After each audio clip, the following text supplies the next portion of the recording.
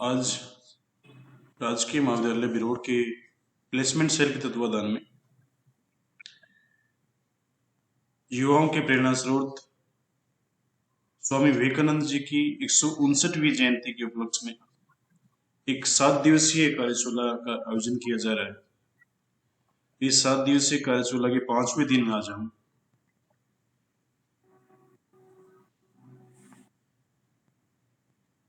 एक जो महत्वपूर्ण विषय है प्रतियोगिता परीक्षाओं की, यानी जब आप तैयारी करते हैं और उस तैयारी के बाद और जो सफलता जिसे हम कहते हैं उसके बीच में एक पड़ाव और होता है।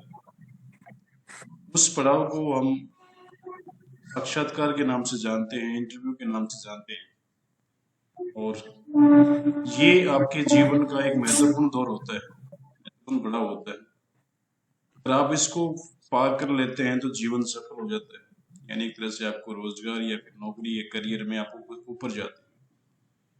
बहुत सारी छोटी छोटी बातें होती हैं और जिनका आपको ध्यान रखना होता है, जिसकी वजह से आप इस एक तरह से जो पायदान है उसको पार करके आप, वो कहते हैं ना, जिसकी आजकल हम चर्चा करते हैं, वे जो व्यक्ति सफल हो गया वो ही इंटेलिजेंट माना जाता है, और जो सफल नहीं होते हैं उनको भले ही चाहे वो कितने भी इंटेलिजेंट है, मगर समाज में एक ऐसी व्यवस्था बनी है जिसकी वजह से हम कह सकते हैं कि भाई वो उतना उनको मान सम्मान नहीं मिलता, हालांकि मिलना चाहिए उसमें। तो इन्हीं बातों को मद्देनजर रखते हुए आज हमारे बीच डॉक्टर मोहन कुमार जी हैं, जो असिस्टेंट प्रोफेसर हैं कॉमर्स के राजकीय महाविद्यालय बहू झज्जर से। सर का जो व्यक्तित्व है बहुत ही विशाल व्यक्तित्व है और बहुमुखी प्रतिभा के धनी है, और एक कहते हैं कि उच्चतम शिक्षा जिसे हम कहते हैं पीएचडी की है इन्होंने। इसके साथ साथ एमकॉम और फिर एमबीए भी किया है, यानी एक तरह से जो हम कहते हैं ना कि जो बिजनेस की टेक्निक्स होती हैं वो भी सभी जानते हैं। और इसके साथ साथ जो सबसे महत्वपूर्ण जो दौर इस समय हमें जो देखने को मिलता है, यानी आपका जो एक्सपोजर है वो सिर्फ महाविद्यालय जीवन तक नहीं है, आप स्टेट जो पब्लिक सर्विस कमीशन है उसमें पेपर सेटर भी रहे, और इसके साथ साथ हम ये कह सकते हैं कि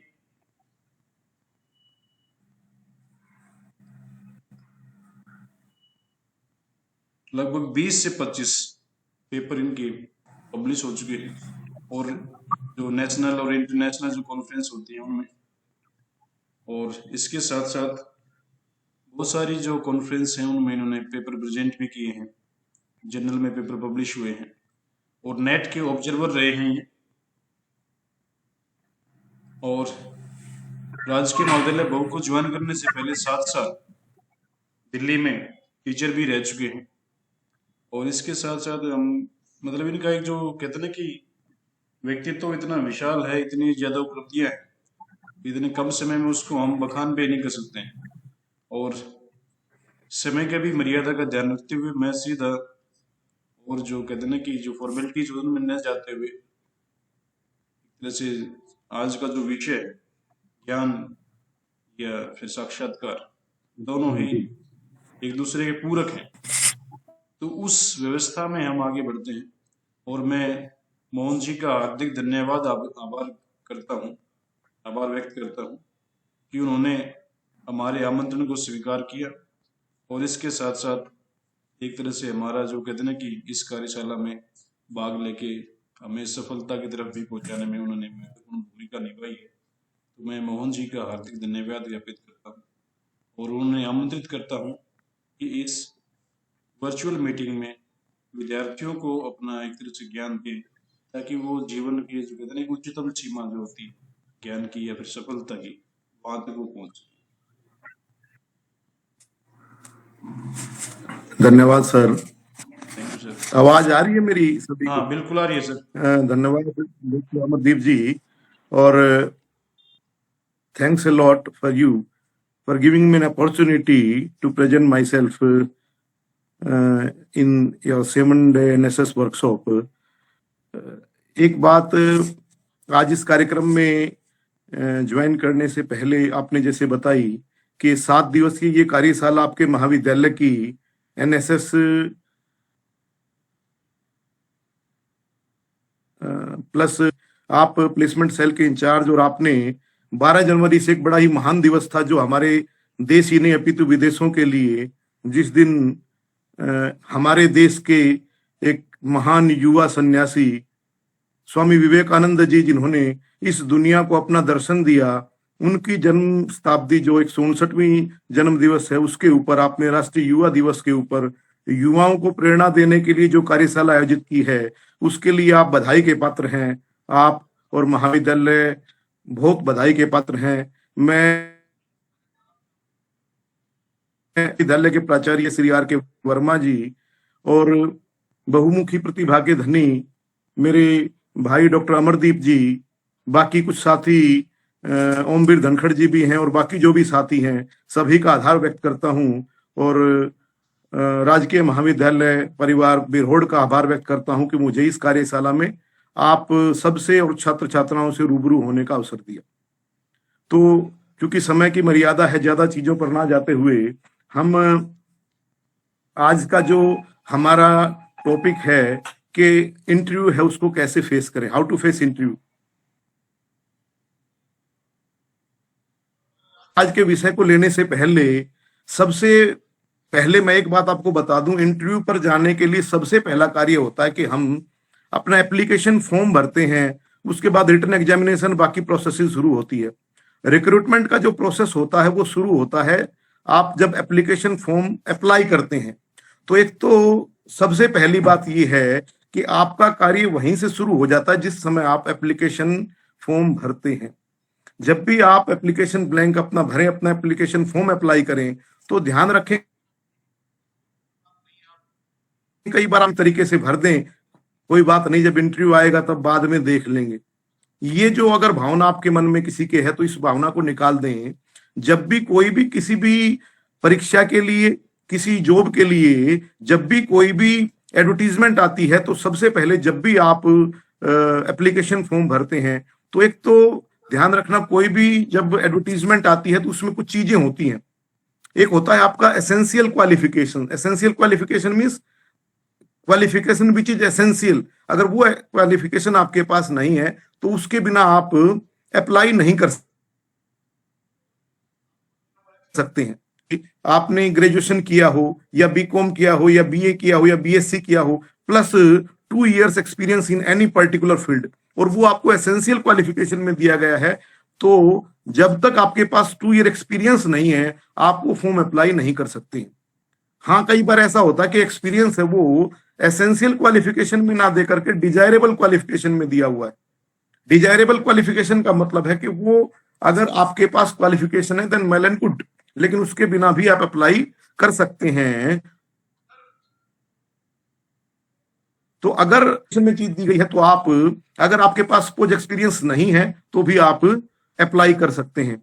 दूसरी बात कि जब भी कोई भी आप एप्लीकेशन फॉर्म भरें, अभी आपने पीछे देखा होगा हरियाणा सरकार में कई सारे लड़के लड़कियां ऐसे थे जिन्होंने पेपर दिया, लेकिन एक छोटी सी गलती क्या कर दी कि जब हमारे हरियाणा में खासकर है कि लड़का फॉर्म भरने के लिए गया हुआ, उसके फ्रेंड ने कहा कि हाँ मेरा फॉर्म भर दे और साइन तू ही कर देना, या लड़कियों के जनरली भाई फॉर्म भर, जब बाद में जब मैच करते हैं सिग्नेचर या उसका फिंगरप्रिंट मैच करते हैं तो वो मैच नहीं हो पाता, फिर आप स्कैनर में आ जाते हैं। और पीछे 2-3 भर्तियां स्कूल टीचर्स की ऐसी हुई थी जिसमें अभी तक केसेस चल रहे हैं हाई कोर्ट और सुप्रीम कोर्ट में। तो ये ध्यान रखें, जब भी आप एप्लीकेशन फॉर्म भरें, एप्लीकेशन फॉर्म जहां तक संभव हो खुद भरें, सिग्नेचर खुद करें। और सबसे बड़ी चीज ये है कि एप्लीकेशन फॉर्म भरने के बाद उसकी कॉपी आप अपने पास जरूर रखें। जनरली ये होता है कि नहीं, कोई बात नहीं है कि आपके मन में, और कई बार जब मैं इंटरव्यू देने के लिए बीए के बाद जाता था तो मेरे मन में भी धारणा थी, उसको क्या पता है, मैंने तो 2 साल पहले एप्लीकेशन फॉर्म अप्लाई किया था। आप इस कुछ नहीं पता। इंटरव्यू लेने के लिए जब इंटरव्यूअर बैठा है उसके पास आपका जो एप्लीकेशन फॉर्म आपने भरा था उसके सामने रखा हुआ है। उसको हर चीज जो आपने उस एप्लीकेशन फॉर्म में, शायद आप भूल गए हैं लेकिन वो नहीं भूला है, क्यों, उसके सामने वो चीजें लिखी हुई हैं। इसलिए जब भी कोई भी एप्लीकेशन फॉर्म आप भरें तो उसकी कॉपी अपने पास रख लें, ताकि जब भी आप, कई बार क्या होता है कि आपने आज फॉर्म भर दिया है और इसका इंटरव्यू है मान लिया 1 साल, 1.5 या 2 साल के बाद आता है, तो तब तक आपको ध्यान नहीं रहता कि क्या क्या चीजें आपने भरी थी। तो इसलिए उसकी कॉपी आपके पास रहेगी, और आप जाने से पेरेंट्स आएगा कि हाँ मैंने ये चीजें उसमें भरी थी और उसके अकॉर्डिंगली अब मैं इंटरव्यू देने के लिए जा रहा हूँ या जा रही हूँ। सबसे पहला इंटरव्यू देने के लिए जब आप जाते हैं तो जनरली सबसे पहला जो क्वेश्चन आपका होता है वो ये होता है कि इंट्रोड्यूस योर सेल्फ। जनरली एक तो कई बार क्या होता है जी, जनरली हमारे यहाँ एक प्रथा है, इंट्रोडक्शन दो। किसका जी? मेरा मेरा इंट्रोडक्शन तो जब आप इंटरव्यू के लिए जाओगे तो आपने अपना इंट्रोडक्शन देना है, तो ये पूछने की कोई जरूरत नहीं जी मेरा इंट्रोडक्शन है, मेरे बारे में बताऊं। तो जब वो इंट्रोड्यूस योर सेल्फ कहता है तो है वो दें। इंट्रोडक्शन में खासकर ये ध्यान रखें कि जनरली 2-3 तरीके हैं। जैसे आप शुरू कर सकते हैं माई नेम इज, जो भी आपका नाम है, रविंद्र कुमार है, विशाल है, ठीक है। कई लोग माई सेल्फ या कई आई एम भी यूज करते हैं, लेकिन मैं आपको बता दूं कि माई सेल्फ और आई एम जो है वो इनफॉर्मल वे में यूज किए जाते हैं, रिफ्लेक्टिव प्रोनाउन के तौर पर यूज होते हैं। उसकी बजाय बढ़िया आपका होता है कि आप माई नेम इज यूज करेंगे, वो फॉर्मल वे है। और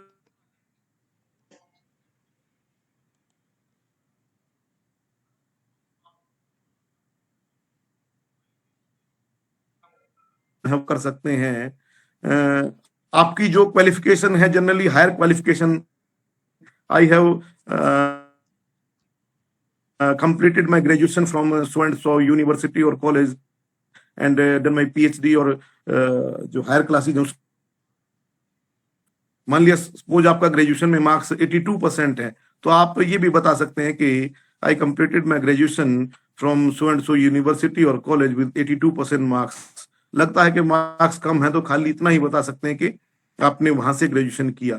अच्छा, ये नहीं है कि केवल ये बताना है कि इंट्रोडक्शन में आपने 10th कहाँ से किया, 12th कहाँ से किया, नहीं, आपको अपनी एम के बारे में बताना है। My aim is to so and so, या दीज आर माई कैपेबिलिटीज, ठीक, ये मेरी जो स्ट्रेंथ्स जो हैं कि मैं आपके ऑर्गेनाइजेशन जो है, उस जिस भी ऑर्गेनाइजेशन में आप जाते हैं वहां के लिए कैसे बेनिफिशियल रहूंगा, या कैसे आप मुझे ज्वाइन करवाएंगे, आप मुझे सिलेक्ट करेंगे तो कैसे मैं आपके संगठन है उसके लिए एक एसेट बन के रहूंगा। तो वो चीज आप जरूर बताएं कि आपके ऑर्गेनाइजेशन में, आपके संगठन में अगर मैं ज्वाइन करता हूं तो दीज आर माई स्ट्रेंथ्स, और मैं इस तरीके से, दिस इज माई एम, और ये चीजें आपकी होती हैं। एक जो मैंने बताया कि जब भी आप इंटरव्यू के लिए जाएं तो ये जरूर बोलें शुरू में कि thanks sir for giving me an opportunity to be here और प्रेजेंट हियर, कि ये एक फॉर्मल तरीका है जो एक सम्मान दिखाता है। और अगर आप कहेंगे तो ज्यादा अच्छा रहेगा कि मुझे यहाँ आने के लिए, मुझे इस इंटरव्यू में अपना बात रखने के लिए या रखने के लिए आप शुक्रिया, थैंक्स करेंगे। वो एक फॉर्मल वे होता है और उसमें आप इंटरव्यू के प्रति अपना सम्मान दर्शित करते हैं। तो जहां तक संभव हो, जब आप इंटरव्यू देना शुरू करें, इन शब्दों का प्रयोग जरूर करें। अब आपने अपना इंट्रोडक्शन है वो दे दिया है। इंट्रोडक्शन देने के बाद एक तो ये ध्यान रखें कि जो इंटरव्यूअर है, इंटरव्यू लेने के पास वाले के पास आपकी सारी डिटेल्स रखी हुई हैं। आपने कहाँ कहाँ से कौन कौन सी चीजें, अपनी ग्रेजुएशन कहाँ से किया है, आपने पीजी कहाँ से किया, एक्सपीरियंस क्या है, क्या क्या आपकी स्ट्रेंथ्स हैं, क्या क्या आपकी वीकनेसेस हैं। तो जहां तक संभव हो ये कोशिश करें कि ये सोचने की कोशिश ना करें कि इंटरव्यू लेने वाला है उसको जानकारी नहीं है, उसको हर चीज की जानकारी है। इसलिए बाई चांस अगर ऐसा होता कि आप इंटरव्यू में आपको कोई प्रश्न नहीं आता है तो आप सिंपली कह सकते हैं कि सॉरी सर मुझे नहीं पता, लेकिन बजाय इसके कि आप झूठ बोलें या कोई गलत बात करें, उसकी बजाय ये है कि आप सीधा उसको सॉफ्टली ये कह सकते हैं कि सॉरी सर कि आपको वो नहीं आता, कोई बात नहीं, हर आदमी को हर चीज आना जरूरी नहीं है। हमारे देश में सिलेक्शन प्रोसीजर है वो, आप गवर्नमेंट इंस्टीट्यूशन में जाएंगे, आप प्राइवेट इंस्टीट्यूशन में जाएंगे, अलग अलग जगह पर अलग अलग प्रकार के तरीके होते हैं। कई जगह रिटन एग्जामिनेशन होता है, कई जगह डायरेक्ट इंटरव्यू होता है, कई जगह रिटन एग्जामिनेशन भी 2 या 3 स्टेजेज में होते हैं।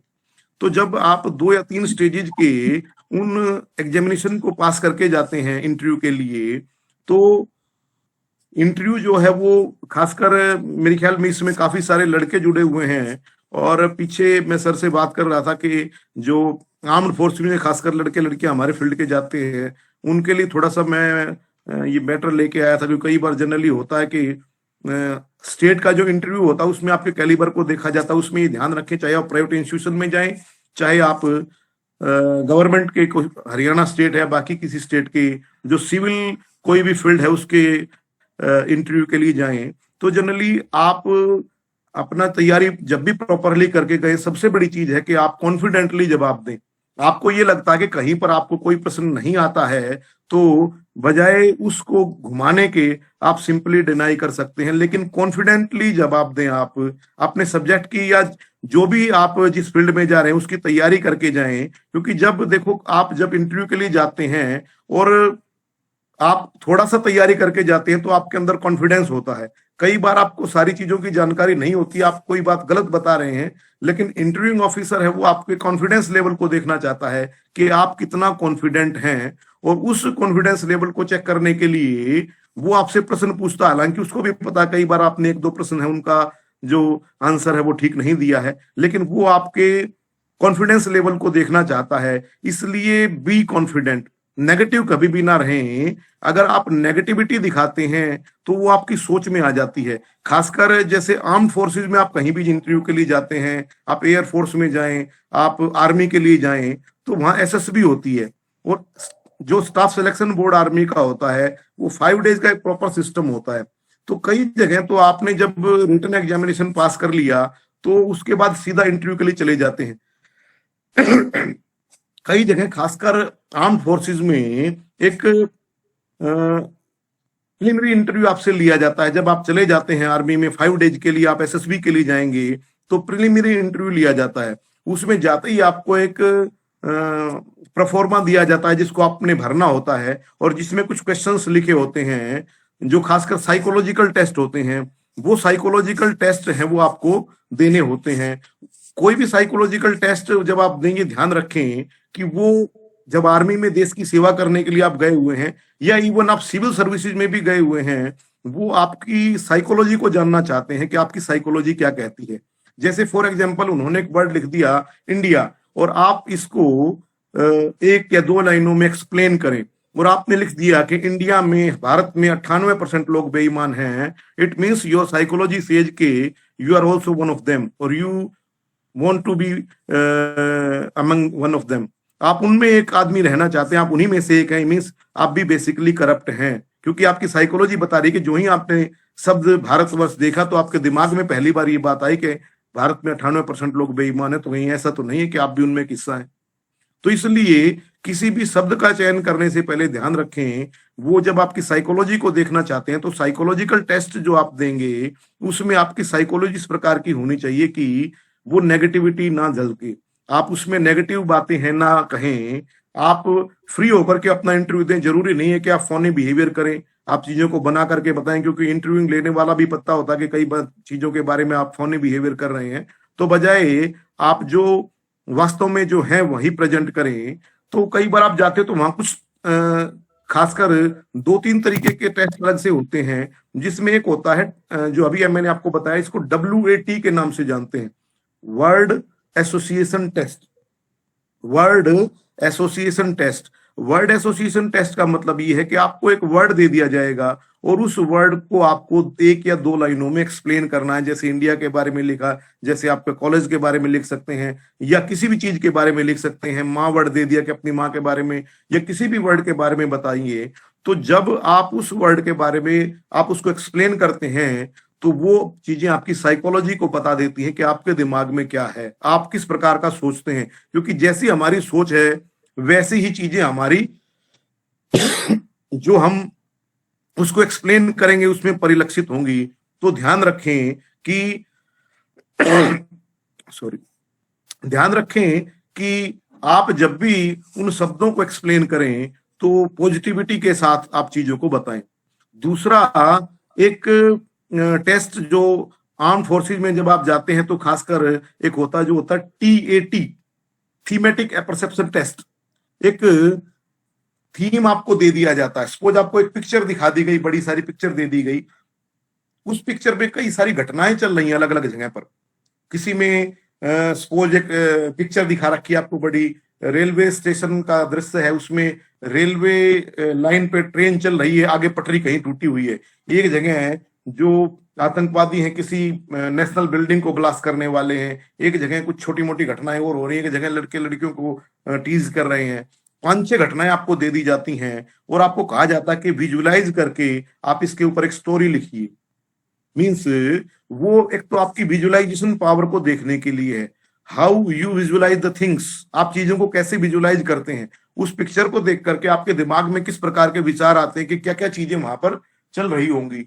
तो उन चीजों को जब आप विजुअलाइज करना शुरू करते हैं तो ये ध्यान रखें कि आप जब भी उन चीजों को उनका सोल्यूशन दें, या उनके बारे में जब आपको कहा जाए कि आपको ये सॉल्व करना है, तो उनका सोल्यूशन देने से पहले आप उसको प्रायोरिटी बेसिस के ऊपर लें। ये नहीं कि पहले एक कुछ जगह ऐसा बताया कि लड़के लड़कियों को टीज कर रहे हैं और वहां पहले मैं इनको ठीक करूंगा, हीरो बन जाऊंगा। क्यों? सबसे बेसिक पॉइंट, जो सबसे इंपॉर्टेंट जो चीज आपके लिए वो है कि नेशनल इंपॉर्टेंस की कोई चीज है, उस नेशनल इंपॉर्टेंस की किसी बिल्डिंग को, मान लिया जैसे उसमें दिखाया हुआ है कि कुछ लोग वहां ब्लास्ट करने वाले हैं, आप पहले उसको कंट्रोल करने की कोशिश करेंगे, कहाँ इंफॉर्मेशन देना है या उसको रोकने की क्या कोशिश करनी है।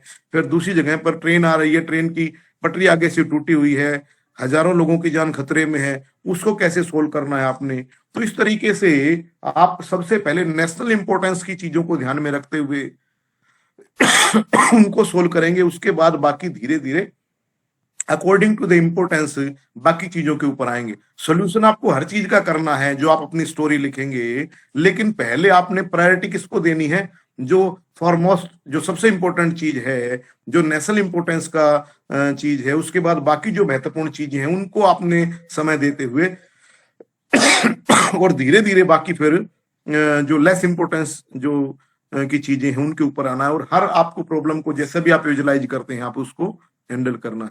इसमें दो चीज होती हैं, एक तो आपकी विजुअलाइजेशन जो पावर है वो क्या कहती है, आप चीजों को कैसे इमेजिन करते हैं, उसमें किस प्रकार से आप चीजों को इमेजिन करते हैं वो किस प्रकार से होता है। और दूसरा ये है कि आप चीजों को हैंडल करने की कितनी पावर आपके अंदर है, आप चीजों को कितनी इजिली आप सोल्व कर सकते हैं, आप में लीडरशिप की कितनी क्वालिटीज हैं कि आप किसी ग्रुप को लीड कर सकें, या सपोज आर्मी में जाएं तो एक टुकड़ी है उसको लीड कर सकें और चीजों को सोल्व कर सकें। तो जहां तक संभव हो आपने हर चीज का सोल्यूशन देते हुए पॉजिटिविटी रखनी है।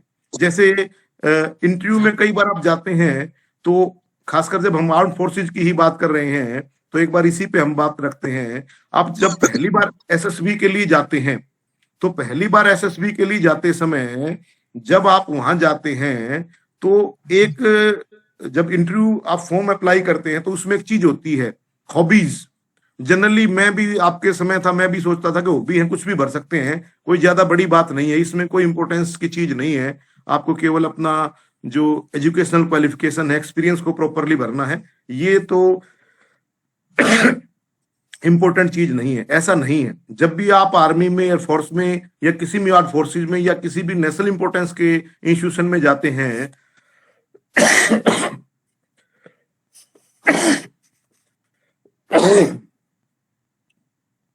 सॉरी, तो वहां आपके लिए कई सारे महत्वपूर्ण जो प्रश्न होते हैं वो इस हॉबीज जो आपका होता है उसके ऊपर होते हैं। जनरली एक इंटरव्यू में किसी को कोई डाउट है पूछना, भाई किसी को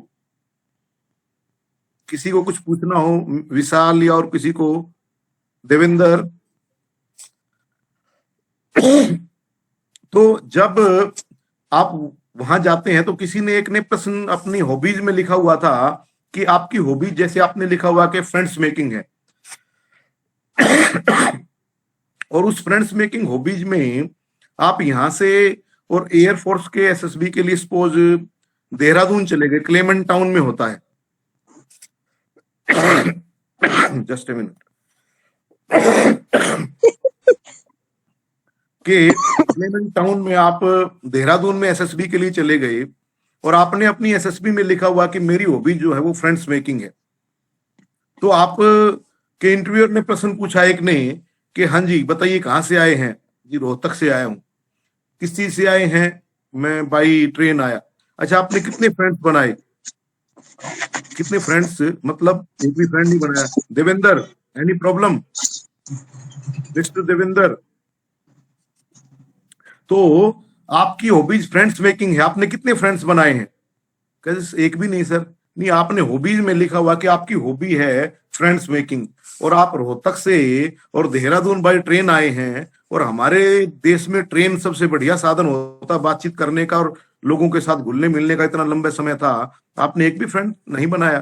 तो आपने तो लिखा इसमें कि मेरी हॉबीज है वो फ्रेंड्स मेकिंग है। Then how your hobbies is friends making? दूसरा, उसने बाहर आके बताया कि यार ये पूछ रहे हैं कि हॉबीज आपकी फ्रेंड्स मेकिंग है। उसने कहा जी मैं, मेरी हॉबी भी मैंने तो फ्रेंड्स मेकिंग लिख रखी है, अब क्या करूं? उसने कहा कि मैं तो बस से आया था। अच्छा ठीक है, बस से आए थे आप, तो आपकी हॉबी फ्रेंड्स मेकिंग है? हाँ जी फ्रेंड्स मेकिंग है। तो आप बता दीजिए कितने फ्रेंड्स बनाए? बस में भी आप 3 लोगों की सीट के ऊपर जब बैठे होते हैं तो उस 3 लोगों की सीट के ऊपर आपके पास भी बात करने के लिए चांसेस होते हैं। अच्छा चलो जी, मैं फ्रेंड्स मेकिंग नहीं, मैं तो बाहर के दृश्य देख रहा था, कहाँ कहाँ से हम आ रहे हैं उन चीजों को मैं देख रहा था। तो उसने पूछा ठीक है आप ये बताइए कि जो इंपॉर्टेंट स्टेशन कौन कौन से आए आपके? आप रोहतक से चले और यहाँ के लिए आए, तो कौन से इंपॉर्टेंट स्टेशन आपके पास आए? उसने कहा जी नहीं पता। चलो कोई बात नहीं। तीसरे को उसने बाहर जाके बताया कि यार हॉबीज के बारे में पूछ रहे हैं, मैंने ट्रेन बताया था तो उलझा दिया, मैंने बस बताया था तो उलझा दिया। एक ने कहा जी मैं तो अपनी खुद की गाड़ी से आया हूं। तो जब आप पहली बार एसएसबी के लिए जाएंगे तो आप को पहली बार सरकार किराया वापस करती है आपका आने जाने का। आप जिस भी साधन से जाते हैं आपको ये कहा जाता है आप अपनी टिकट है वो जमा करा दीजिए, और जब आप वापस जाएंगे, पहले दिन जाएं या 5 दिन के बाद जाएं, तो आपको दोनों तरफ का किराया है वो वापस मिल जाएगा। वो केवल एक ही बार के लिए होता है। तो ये होता है कि आप अपना पैसा है वो वापस ले लें। तो उसने कहा लेकिन आपने तो जो ट्रेन है उसकी टिकट लगाई हुई है और आप कह रहे हैं कि मैं अपने पर्सनल व्हीकल अपनी गाड़ी से आया हूँ। चलो एक ने कहा जी मेरी हॉबी फ्रेंड्स मेकिंग वाली बड़ी समस्या है। उसने कहा मेरी हॉबी है वो रीडिंग है। तो उसने कहा अच्छा ठीक है, वेरी गुड, आप क्या पढ़ते हैं? कहा जी मेरी हॉबी नॉवल पढ़ना है। तो आज से कोई भी 2 नॉवल बताइए जो आपने अभी आए हैं और इस सफर के दौरान आपने कोई 1 या 2 नॉवल है वो पढ़ी हो। उन्होंने कहा नहीं सर मैंने तो नहीं पढ़ी। तो फिर आपकी हॉबी? उन्होंने कहा चलो जी मेरी हॉबी पेपर रीडिंग है, न्यूज़पेपर पढ़ता हूं, मैं तो कुछ नहीं पढ़ता। अच्छा कौन सा न्यूज़पेपर पढ़ते हो आप? अब उसने कहा कि न्यूज़पेपर भी थोड़ा ऐसा बताना चाहिए कि थोड़ा सा इंटरव्यूअर के सामने इंप्रेशन जाए। उसने कहा जी मैं तो इकोनॉमिक टाइम्स पढ़ता हूँ। ओके, इकोनॉमिक टाइम्स जो पेपर है उसको कौन सी कंपनी पब्लिश करती है? क्या जी मैंने तो ध्यान नहीं दिया। अच्छा किस कलर का होता है? आप देखोगे जनरली व्हाइट से कलर के होते हैं पेपर, लेकिन उसका कलर अलग होता है, रेड सा कलर होता है थोड़ा सा। तो उसने कहा कि कौन सी कंपनी पब्लिश करती है, उसके ऊपर लिखा होता है बड़ा बड़ा, कभी भी देखोगे आप ईटी पढ़ोगे तो बेनेट कोलेमन एंड कंपनी है, ध्यान रखना। ठीक, तो जनरली ये कहने का मतलब ये है कि आप कोई भी हॉबी लिखें, आप उस हॉबी को लिखें जिसमें आप को लगता है, जरूरी नहीं है कि दूसरे ने ये रीडिंग लिख दिया तो आप भी रीडिंग लिख दो, दूसरे ने राइटिंग लिख दिया आप भी राइटिंग लिख दो, मेरी राइटिंग अच्छी है, ये फ्रेंड्स मेकिंग हॉबी है। मींस खासकर आर्म फोर्सेस में जो भी नेशनल इंपॉर्टेंस के जितने भी इंस्टीट्यूशंस हैं और डीआरडीओ बाकी के जितने भी इंस्टीट्यूशन है जिसमें आप जाएंगे, तो ये जो प्रश्न है बड़ा इंपॉर्टेंट होता है। और इस प्रश्न में कई बार ज्यादातर लड़के लड़कियां हैं वो उलझ जाते हैं। इसलिए इस बात को ध्यान रखना, आप उस चीज को अपनी हॉबी के तौर पर बता सकते हैं जिसमें आपको लगता है कि आप सिद्धहस्त हैं। आप न्यूज़पेपर पढ़ते हैं या आप बुक्स पढ़ते हैं, आप सिंपली डांसिंग आपकी हॉबी है तो डांसिंग आप लिख सकते हैं। यानी जो भी आपकी हॉबीज हैं वो आप लिख सकते हैं, जरूरी नहीं है कि जो आपकी हॉबी है वो आप बता सकते हैं। इसके अलावा जब इंटरव्यू होता है तो इंटरव्यू में एक रैपिड फायर होता है। कई बार जब इंटरव्यूअर आपका प्रश्न जब लेता है तो वो ये जानना चाहता है कि आपकी याददाश्त, आपकी मेमोरी पावर कितनी है, आप कितनी चीजों को याद रख सकते हैं। ये सिविल इंटरव्यू में भी होता है। वो आपसे, और आपको ये देखने के लिए आप एक पर प्रश्न सुनते ही पजल तो नहीं हो जाते हैं, ठीक है? तो उस प्रश्न को सुन करके वो कई बार क्या करता है कि आपसे 4-5 क्वेश्चन इकट्ठा दाग देता है। व्हाट्स योर नेम, ठीक है, इंट्रोड्यूस योर सेल्फ, और 4-5 क्वेश्चन उसने अलग से बता दिए। तो आपको ना तो परेशान होने की जरूरत है, ना ये कहने की जरूरत है सर नहीं एक एक करके बताइए। आप बिल्कुल पेशेंटली आप चीजों को सुनते रहें, और जिस क्रम में उसने अगर संभव है और आपको याद है तो उस क्रम में उन प्रश्नों के उत्तर हैं वो आप देते रहें। कि जैसे उसने जो भी प्रश्न आपसे पूछे हैं, आपका नाम, आपका इंट्रोडक्शन है, आपकी बाकी आपके बारे में, वो जनरली आपसे ये जानना चाहता है कि आप कितना कॉन्फिडेंटली कितनी चीजों को मेमोराइज कर पाते हैं, आपकी मेमोरी पावर कितनी है। और कहीं ऐसा तो नहीं कि जब कोई भी रैपिड फायर होता है तो उसमें आप हड़बड़ा जाते हैं। तो उस चीज को देखने के लिए कई बार वो रैपिड फायर कर देते हैं। तो उन प्रश्नों को जहां तक संभव हो आप याद रखें, उसी क्रम में उनका आंसर है वो आप देते रहें। दूसरा ये कई बार आपके कॉन्फिडेंस लेवल को चेक करने के लिए भी इंटरव्यूअर कई बार से प्रश्न पूछता है। जैसे कई बार आपसे पूछा जाता है कि आप मान लिया बैठे हो, मैं बैठा हूं, आप मेरे सामने बैठे हो, अच्छा मिस्टर देवेंद्र ये बताइए आपके पीछे की दीवार का कलर क्या है। तो जनरली ये होता है कि आजकल तो थोड़ा सा फर्क आ गया, आपको पता कि सामने दीवार का जो कलर है वो पीछे का भी होना, और उसको कलर से मतलब नहीं। आपने कहा जी क्रीम कलर है, no no mister Devendra it is not cream. अब फिर बताइए, सोचिए आपके पीछे जो दीवार है आपकी बैक साइड, उसका कलर क्या है। उसको इस बात से मतलब नहीं है कि आप उस दीवार का कलर जानते हैं नहीं जानते हैं, वो केवल ये कॉन्फिडेंस लेवल को आप कहो जी नो सर ऐसे दैट्स क्रीम कलर और व्हाइट कलर जैसा भी आपको लगता है। आजकल थोड़ा सा खैर अलग हो गया, पहले तो दीवारों के कलर एक ही होते थे, आजकल घर में बच्चे दीवारों के कलर अलग अलग रंगवाने लगे, हर बच्चे की दीवार के कलर अलग अलग होता है एक कमरे में ही। लेकिन फिर भी वो केवल आपके कॉन्फिडेंस लेवल को जानना चाहता है, कितना कॉन्फिडेंटली आप उसकी बात को अपनी बात को रख रहे हैं। ठीक है, आप बिल्कुल पोलाइटली और पेशेंटली कहें नो सर इट्स व्हाइट और क्रीम और जो भी आपको लगता है कि ये कलर है। ये नहीं कि आप पीछे घूम के देखें, पीछे घूम के देखते ही आपका नेगेटिव चला जाएगा। ठीक है, तो इसके अलावा भी कई सारे प्रश्न आपकी हॉबीज के बारे में, आपके पास्ट के बारे में भी पूछे जाते हैं कई बार, कोरिलेट करने के लिए, खास करके आपकी बैकग्राउंड क्या है, किस फील्ड से आप आए हैं, वो कुछ पीछे के क्वेश्चंस हैं वो कोरिलेट करने के लिए भी पूछे जाते हैं। तो इसलिए कोशिश करें, बस सबसे बड़ी जो चीज है जो इंटरव्यू में आप जाते हैं, इवन जब आप सिविल इंटरव्यू के लिए जाते हैं तो जनरली यही होता है कि इंटरव्यूअर दो चीजें हैं आपकी, एक तो आपका जो विषय है, जो सब्जेक्ट है, उसकी प्रॉपरली तैयारी करके जाएं। उस विषय की जब आप तैयारी करके जाएंगे तो इसको ये होता कि हाँ जब आप तैयार करके जाते हैं, चाहे आपने थोड़ी ही तैयारी की हो, तो कॉन्फिडेंस आपके अंदर ऑटोमेटिकली आ जाता है। और कॉन्फिडेंस जब आपका होता है तो कई बार इंटरव्यूअर आपके कॉन्फिडेंस लेवल को ही देखना चाहता है, कितनी कॉन्फिडेंटली आप अपनी बातों को रख सकते हैं। अच्छा, एक चीज और है, कई बार आपको ये लगता है कि मैंने इंटरव्यू नहीं दिया हुआ है या मैंने पहले कभी इंटरव्यू फेस नहीं किया, वो पता नहीं क्या होगा। आप घर में अपने इंटरव्यू की प्रैक्टिस कर सकते हैं। आपको लगता है कई बार आप बोलेंगे तो हकलाना शुरू कर देते हैं, कई बार पहली बार जब कोई स्टेज पे आता है, आगे आता है, तो हकलाना भी शुरू कर देता है। आप सबसे बढ़िया तरीका होता है आप अपने घर में शीशे के आगे खड़े होकर के अपना इंटरव्यू दे सकते हैं। ये मान करके सामने इंटरव्यू बैठा हुआ है, आप शीशे के आगे बोल सकते हैं। आप 2 मिनट, 4 मिनट, 5 मिनट जितना भी संभव है आप बोलिए। धीरे धीरे आप में हकलाहट है वो खत्म होती जाएगी। इवन आप खुद बेस्ट जज हैं, आप कई बार गलतियां करेंगे, सामने दिखाई दे रहा है तो आपको लगेगा कि हाँ आपने जो इंटरव्यू यहाँ दिया, आपने जो बातें बोली हैं वो ठीक नहीं बोली हैं, या आपने जो इंटरव्यू दिया है वो प्रॉपर नहीं है। तो इसलिए आप घर में अकेले खड़े होकर, शीशे के सामने खड़े होकर आपको लगता है शर्म आती है, तो वहां पर आप बोलें, धीरे धीरे बोलें। और जब आपके अंदर की झिझक है वो खत्म हो जाए तो उसके बाद आपको ये लगता है कि हाँ अब आप इंटरव्यू प्रॉपरली दे पाएंगे, तैयारी आपकी हो गई है। एक बात ये ध्यान रखना कि हमारे खासकर हरियाणा में टैलेंट की कमी नहीं है।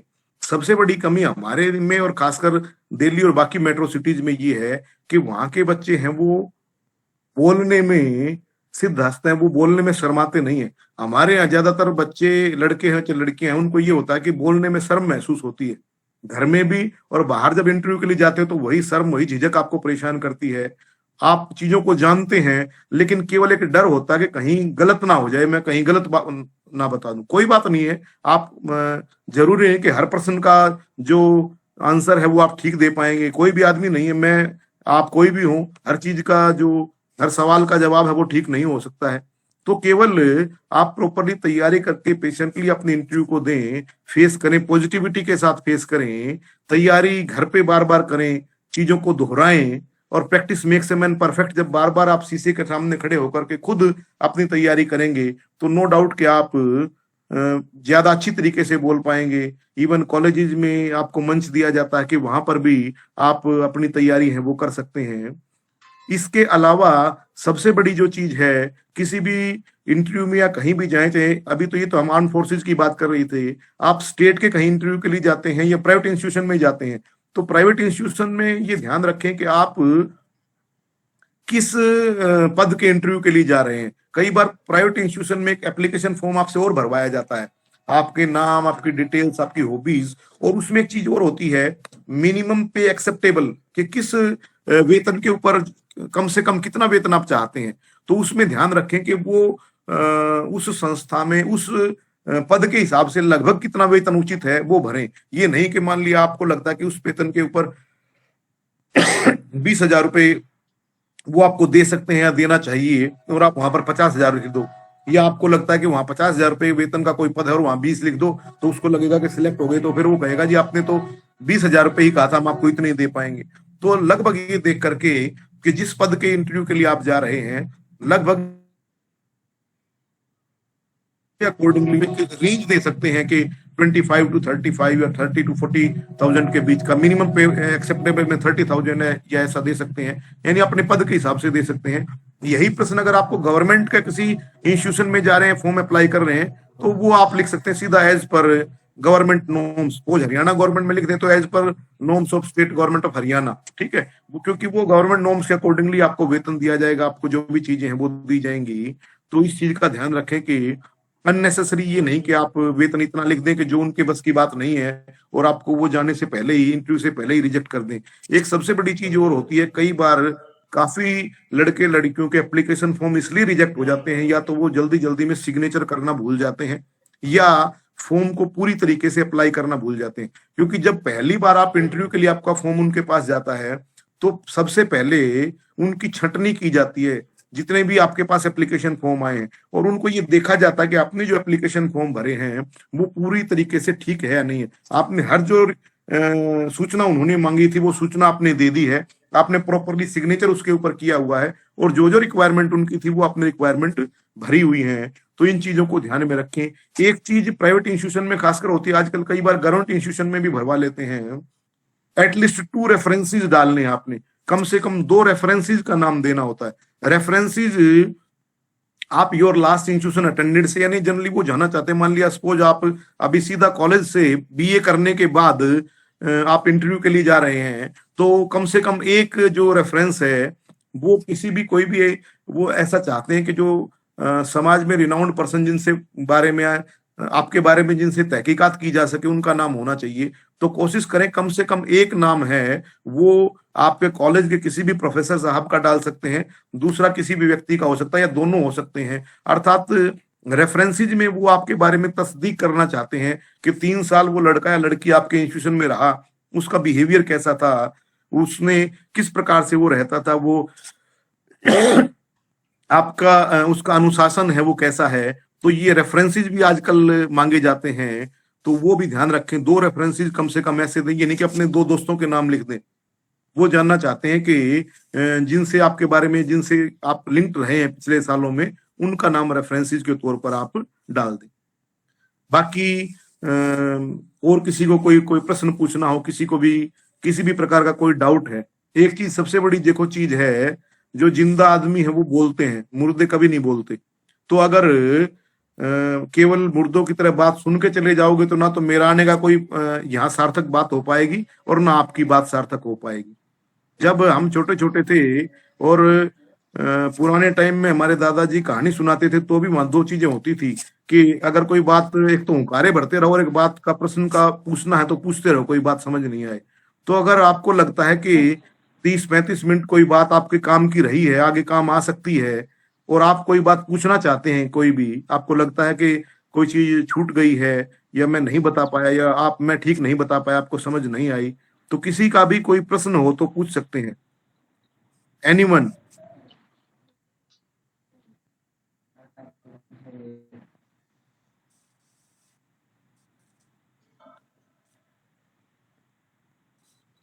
कोई प्रश्न नहीं है। इंटरव्यू तो बेटा सभी को देना है आगे, ग्रेजुएशन में कोई फाइनल ईयर में है। सर इंटरव्यू हिंदी इंग्लिश दोनों में होता है। इंटरव्यू आप जो भी अपनी भाषा का चयन करें दोनों में ही होता है। जरूरी नहीं है कि आप इंग्लिश में बोलेंगे तो ज्यादा अच्छा रहेगा, आप अपनी मातृभाषा में बोलें। इवन सबसे बड़ा इंटरव्यू आजकल हमारे देश में IAS के लिए होता है, वहां भी हिंदी भाषा में आप अपना इंटरव्यू दे सकते हैं। चयन आता है वहां आप किस भाषा का चयन करेंगे, और आपको लगता है कि हिंदी भाषा ठीक है, आपकी अच्छी उसमें सिद्धहस्त है और पकड़ है, तो आप हिंदी का प्रयोग कर सकते हैं।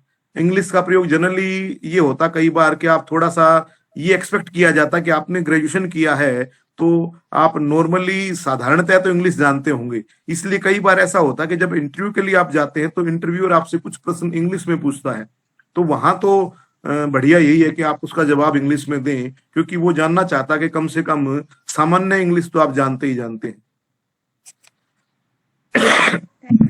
Thank you sir. Any other?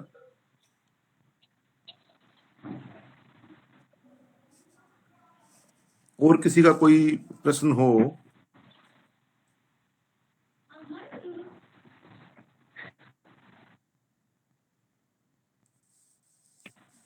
Hello sir. हाँ जी बोलिए। सर कई बार इंटरव्यू से पहले ये बोला जाता है कि हम मॉक इंटरव्यू देकर अपनी प्रॉब्लम सोल्व कर सकते हैं, तो सर ये कितने % तक ओके है? देखो, मॉक इंटरव्यू का मतलब ये है कि मॉक इंटरव्यू वो आपको मैंने बताया कि झिझक होती है कई बार आपको ये नहीं, कई बार इंस्टीट्यूशन ये चाहते हैं कि जब आप उनके पास इंटरव्यू देने के लिए जाएं, अगर हाँ जी। उन्होंने ऑप्शन दे रखा मॉक इंटरव्यू का, तो वो इसलिए होता कि आप की जो संस्था जो इंटरव्यू लेना चाहती है वो क्या एक्सपेक्ट करती है, किस प्रकार से आपको ये पता चल जाए कि क्या क्या चीजें वो आपसे चाहते हैं। तो इसलिए कई बार वो एक डेमो डाल देते कि हम इस प्रकार का इंटरव्यू आपका है वो हो सकता है, या एक इंटरव्यू के लिए उन्होंने तैयार कर दिया प्लेटफॉर्म के आप ऐसे कर सकते हैं, या नहीं भी अगर है तो मैंने आपको बताया कि वो एक किस्म के लिए इंटरव्यू की तैयारी होती है, आपकी झिझक दूर हो जाए और आप अपने आप को उस इंटरव्यू के लिए प्रिपेयर कर पाए।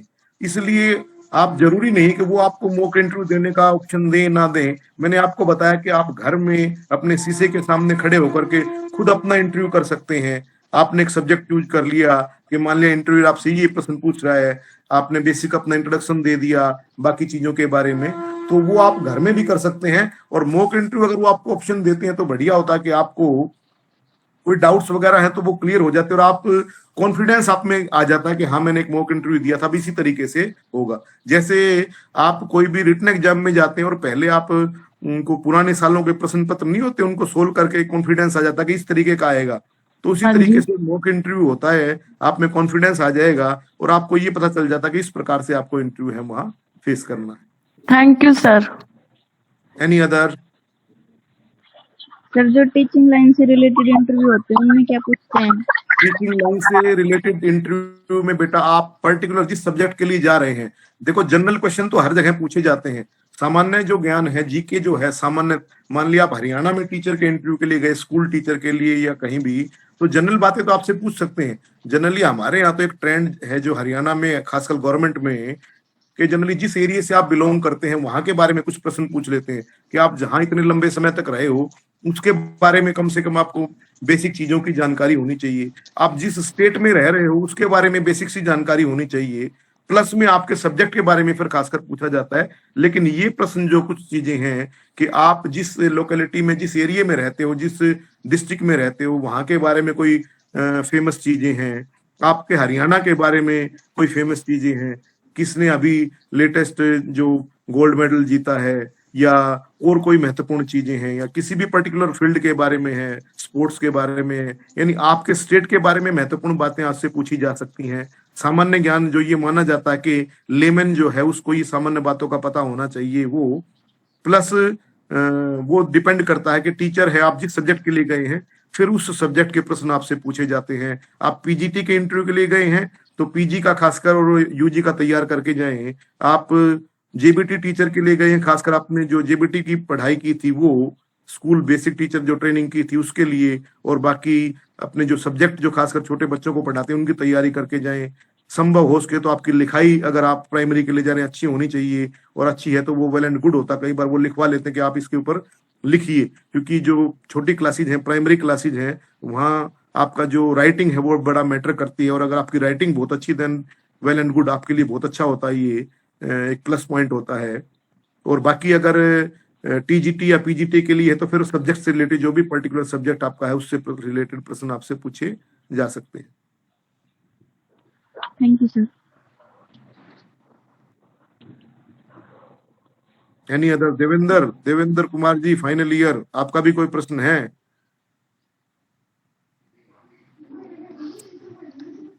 मिस्टर देवेंद्र नहीं है? चलो, okay then, best of luck. आप जब भी इंटरव्यू के लिए जाएं, तो अगर एक भी बच्चा मेरी इस बात को सुन के और इंटरव्यू में अच्छा परफॉर्म कर पाएगा, तो मैं ये मानूंगा कि हाँ, मैंने जो आज आपके सामने जो बात की है, जो लेक्चर हुआ है, वो सार्थक रहेगा। धन्यवाद सर, धन्यवाद। अरुण सोनी कुछ कहना चाहते हुए?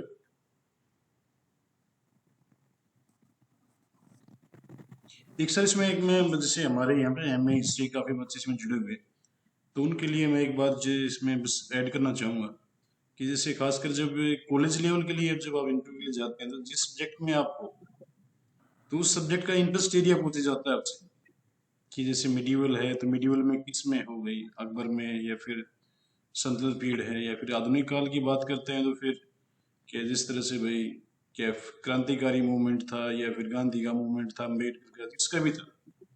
तो जब भी आप इंटरव्यू के लिए जाते हैं तो एटलीस्ट 2-3 एरिया आप ऐसे तैयार करके जाएं अपने, ताकि अगर आपको एक चांस मिले कि आपका इंटरव्यू किस पर्सपेक्टिव की तरफ जाता है, तो आप हमेशा जिसमें आप स्ट्रोंग हो उस पर्सपेक्टिव को आप मेंशन करें वहां पे।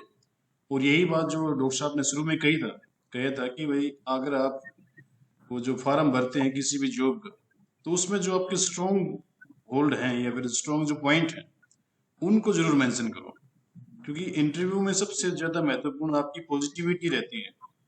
जितने आप सर, पॉजिटिव एक रहोगे। एक मिनट के लिए अमरदीप जी, 1 मिनट और लूंगा मैं हाँ आपका। जी बिल्कुल सर। बस सॉरी, आपको डिस्टर्ब कर रहा हूँ। सर ने बताया कि आपके यहाँ हिस्ट्री के बच्चे बहुत ज्यादा हैं, ठीक है। इतिहास में सर ने जैसे बताया कि आप मेडिवल के स्पेशलिस्ट हैं, या नेशनल मूवमेंट है, या आपका जो प्राचीन है उसके आप हैं, तो कोशिश करें जिस भी सब्जेक्ट में जाएं, जैसे मेडिवल में गए हैं आप, या एंशियंट में गए हैं, तो तैयारी करें। तो उसका एक तरीका ये है कि आप चीजों को क्रोनोलॉजिकली लिख सकते हैं, कि एक साइड इधर आपका जो गुप्त काल का पीरियड चल रहा था, मौर्य काल चल रहा है, इधर आपका हुसैन है जो ये 600 शताब्दी में, यानी अलग अलग। और अगर एक अच्छा तरीका ये है कि आप उन चीजों को क्रोनोलॉजिकली लिख करके चार्ट बना करके आप जहाँ स्टडी रूम है उसमें लगा दें, तो वो आपके लिए बहुत अच्छा रहेगा। आप जब भी सोएं या जब भी अपने कमरे में रूम में आएंगे, तो वो चीजें आपको अच्छे से तैयार हो जाएंगी। बार बार आप देखेंगे कि किस समय क्या क्या घटनाएं हुई थी, मौर्य काल आया, गुप्त काल आया, ये राजा है, ठीक है, या मेडिवल में किस समय बाबर है, फिर हुमायूं है, अकबर है, जहांगीर है, यानी उन चीजों के आप चलते जाएंगे, आपको वो चीजें याद होती रहेंगी, ठीक है। तो ये एक तरीका हो सकता है आपके यहाँ, क्योंकि काफी लंबा एरिया है आपके हिस्ट्री में, इतिहास में। तो चीजों को अगर आप लिख लेंगे, एक एंशियंट का आपने एक कुछ 8-10 चार्ट बना लिए, जिसमें आपने स्टार्टिंग से करके समुद्रगुप्त और उनसे करके आगे तक आप एंशियंट में चले गए, हर्षवर्धन है बाकी और जो है उन तक चले गए, एक चार्ट आपने पूरा बना लिया। फिर जब मुगलों के समय का आपने चार्ट बना लिया, मुगल जब आए हैं, फिर लोधी आए हैं, फिर कौन कौन आपके आप आए, इधर बराबर में रजिया सुल्तान चल रही है उससे पहले, या बलबन है और है, फिर मुगलों का कार्यकाल शुरू हो गया, ठीक है, उससे पहले तुगलक और डेंसिटी शुरू हो गई। तो जब आप लिखते रहेंगे और आप अपने अलग अलग में चार्ट बना लिया, तुगलक का डेंसिटी है, या ये मौर्य है, ये गुप्त पीरियड का है, या ये मुगल्स का है, और जब भी आप चलेंगे अपने रूम में आएंगे पढ़ेंगे, तो वो चीजें कुछ दिनों में आप उनको अच्छी तरीके से आपको याद हो जाएंगी। ये एक तरीका आप है वो अपने तैयारी के लिए कर सकते हैं। हाँ जी सर, डॉक्टर साहब अमरदीप। हाँ, तो बिल्कुल सही बात है सर, ये चार्ट मतलब आपके स्टूडेंट लाइफ का एक महत्वपूर्ण वो है, पड़ाव है। और इसके साथ साथ आप अपनी पर्ची बना के रखें हमेशा, कि कौन कौन से मेजर पॉइंट आपने जिस दिन पढ़े हैं अपने पास रखें, और कभी उसको इधर उधर बाहर जाते हैं साथ में उसको खोल के देखते रहें, क्योंकि तैयारी एक जो है कंटिन्यूस प्रोसेस है, एक दिन का प्रोसेस नहीं है, या फिर कुछ दिन का प्रोसेस नहीं है, कंटिन्यूस प्रोसेस है। और उस कंटिन्यूस प्रोसेस में आप जितना तल्लीनता से शामिल रहेंगे, सफलता उतनी जल्दी मिलेगी। तो मैं इन्हीं बातों के साथ, जैसे यानी आपके जो स्ट्रॉन्ग पॉइंट हैं वो आप इंटरव्यू में जरूर मेंशन करें हमेशा। तो हमारे जो ज्योग्राफी डिपार्टमेंट के हेड हैं, एचओडी श्री ओमवीर जी, उनसे मैं आग्रह करूंगा कि आज के जो हमारे मुख्य वक्ता हैं वो विद्यार्थियों का वो एक तरह से धन्यवाद करें। Omveer ji. Yes sir, thank you sir. मेरी आवाज आ रही है सर? हाँ जी, हाँ ओमवीर जी आ रही। धन्यवाद मोहन सर, बहुत बढ़िया लगा सर। मैं विकास दिव्य कीर्ति सर जो दृष्टि कोचिंग सेंटर के मैनेजिंग डायरेक्टर हैं उनको बहुत सुनता था और अब भी मैं उनको लगातार सुनता रहता हूं सर। उनके मॉक इंटरव्यू बहुत फेमस है और उनकी जो बच्चों के साथ बातचीत होती है वो शानदार होती है सर। सर मैंने सेम आज आपके रूप में उनकी झलक महसूस की कि मुझे दिल्ली पहुंचने की जरूरत नहीं थी, मैं तो बहू पहुंच जाता तो आपसे मिल लेता सर। तो बहुत बढ़िया सर, इस शानदार वक्तव्य आपका रहा, कोई शक नहीं है सर। छोटी छोटी बातों को आपने क्या बेहद शानदार तरीके से उजागर किया। अक्सर हम देखते हैं सर स्टूडेंट छोटी छोटी गलतियां ही करके इंटरव्यू में फंसता है। मेरे को जब बताया गया था, जब मैं उन सर से सुनता हूं तो वो बताते हैं कि हम चाहे जिस रूप में इंटरव्यू को मोड़ सकते हैं, सामने वाले को हम किसी भी रूप में लेके आ सकते हैं अपनी बातों के थ्रू कि वो हमसे कौन सा क्वेश्चन पूछे। हम अपने पॉजिटिव एटीट्यूड के थ्रू जो पॉइंट हमारे स्ट्रॉन्ग एरियाज हैं उनके थ्रू हम अपने आप को जोड़ सकते हैं और इंटरव्यू वाले को मजबूर कर सकते हैं कि सामने वाला हमसे वही क्वेश्चन करे जिस पॉइंट पे हम लास्ट में अपने आप को छोड़ रहे हैं। बेहद शानदार तरीके से आपने छोटी छोटी बातें उजागर करी सर। जो पॉइंट आप उठा रहे थे शुरू में, माई नेम इज, वो मुझे बहुत अच्छा लगा सर। अक्सर बच्चे बोलते हैं माई सेल्फ या आई एम, उसमें बेहद गलती हो जाती है और वहीं से आपका मुंह खुलते ही इंटरव्यू के दिमाग पे आपकी छाप चली जाती है और वो नेगेटिविटी हो जाती है। सर एक बात जरूर कहूंगा कि इस शानदार जो वक्तव्य आपका रहा, जरूर स्टूडेंट को उसमें फायदा होगा और इंटरव्यू आज के टाइम का एक अहम पड़ाव है सर। जरूर बच्चे इसमें सीखेंगे सर। मैं महाविद्यालय परिवार की तरफ से आपका धन्यवाद करता हूं और आशा करूंगा सर आप ऐसे ही भविष्य में भी बच्चों को शानदार बातें बताते रहेंगे और उनका मार्गदर्शन करते रहेंगे। बहुत अच्छा लगा मोहन सर आपसे बातें करके। Thank you. धन्यवाद सर, धन्यवाद। Amardeep sir. Thank you Omveer sir. और इसी के साथ मैं भी एक तरह से औपचारिक रूप से हमारे आज के जो मुख्य वक्ता हैं डॉक्टर मोहन कुमार जी, उनका हार्दिक आभार व्यक्त करता हूं। उन्होंने हमें समय दिया और इतनी वो कहते ना कि गहराई से जा करके, कई बार होता ना कि छोटी बात जो कहते ना कि घाव छोटा सा है और आगे चलकर वही नासुर बन जाता है।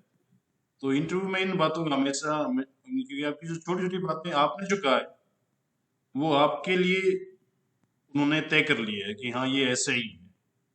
तो हमें अपने आप को हमेशा सजग, सचेत और संयमित रखना है इंटरव्यू में। और जितना भी आप सकारात्मक रवैया अपना दिखाएंगे, सफलता को आपसे कोई छीन नहीं पाएगा। वो आपके सामने आएगी और आप उसके ऊपर अपना जश्न मना सकते हैं। इन्हीं बातों के साथ मैं आज हमारे सभी विद्यार्थियों का हृदय से धन्यवाद ज्ञापित करता हूँ कि उन्होंने अपना समय दिया। और ये जो प्रोग्राम है हालांकि बच्चों के लिए है, मगर उसके लिए बच्चों में भी वो कहते हैं ना कि ये इच्छा तो होनी चाहिए ना कि हाँ हमें ये चीज चाहिए। और इसी चाहिए के लिए आप सभी मतलब एक तरह से मुझे लगता है कि इतने बच्चे हमारे सफल जरूर होंगे अब की बार। अभी नहीं तो अगले 1-2 साल के अंदर ये बच्चे सारे सफल हो जाएंगे, यही मेरी कामना है। और कल जो 6ठा दिन है इस कॉन्फ्रेंस का, तो उसमें जॉब और research opportunities in social sciences, यानी जो सोशल साइंस हैं हमारे जितने भी सोशल साइंस हैं उनमें कौन कौन से ऐसे इंस्टीट्यूट हैं जो आपको जॉब प्रोवाइड करवाते हैं और फर्दर हायर स्टडीज के लिए रिसर्च कहाँ कहाँ से आप कर सकते हैं, तो अच्छा कौन सा इंस्टीट्यूट है, तो उसके ऊपर है। हमारे जो रिसोर्स पर्सन हैं वो महाराष्ट्र से हैं और काफी सालों तक वो दिल्ली में भी रहे हैं, कई कई विदेशों में घूम के आए हैं, रिप्रेजेंट वगैरह किए हैं। तो डॉक्टर संतोष सुरड़कर कल हमारे वो रिसोर्स पर्सन रहेंगे। तो आप सभी सुनना, इसी लिंक पे आप ज्वाइन कर सकते हैं जिस लिंक से आपने आज ज्वाइन किया है। तो कल भी 12 बजे आप सभी से दोबारा मुलाकात होगी, यही मेरी आप सभी से गुजारिश भी है और उम्मीद भी करता हूँ कि आप दोबारा फिर इसको सुनेंगे। और अंत में दोबारा से मैं मोहन सर जी का और हमारे स्टाफ के जो दूसरे साथी जुड़े हुए हैं, श्री ओमवीर जी, निशा मैडम, जितेंद्र जी पवन कुमार जी, आप सभी का और विद्यार्थियों के साथ सभी का धन्यवाद। और इसी के साथ आप इस मीटिंग को लेफ्ट कर सकते हो। Thank you Mohan ji. Thank you sir, thanks a lot, thank you, नमस्कार। ओके सर, नमस्कार।